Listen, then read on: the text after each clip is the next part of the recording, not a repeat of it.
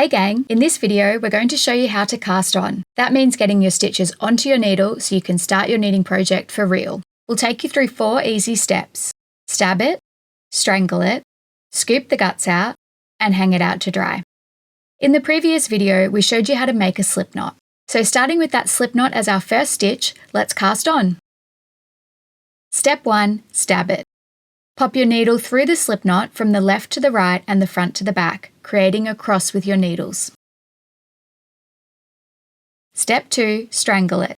Wrap the working yarn counterclockwise around the right needle.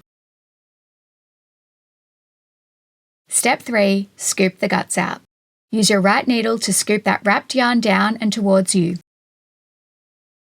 Step 4. Hang it out to dry.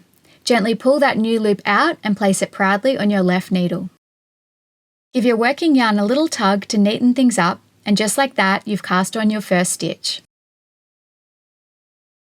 Let's continue. Step 1.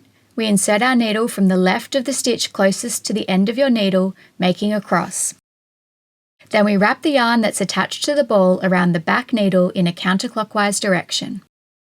Next, we scoop that back needle down and towards us, collecting that loop of yarn. And finally, we give that new loop a gentle pull and then slip it onto the left needle. By breaking down the steps into 4 parts, we make learning how to cast on a little easier. Of the 3 steps, step 3, scoop the guts out, is often the hardest part for new knitters. The trick is to make sure you're scooping your back needle down and towards you, and the needle's going to pop out on the left-hand side of the stitch closest to the end of your needle. As you're casting on, make sure your stitches slip nice and easily along your needle. If they're too tight, it's going to be really hard to work into them in the next row. Keep casting on until you've got as many stitches as your pattern calls for.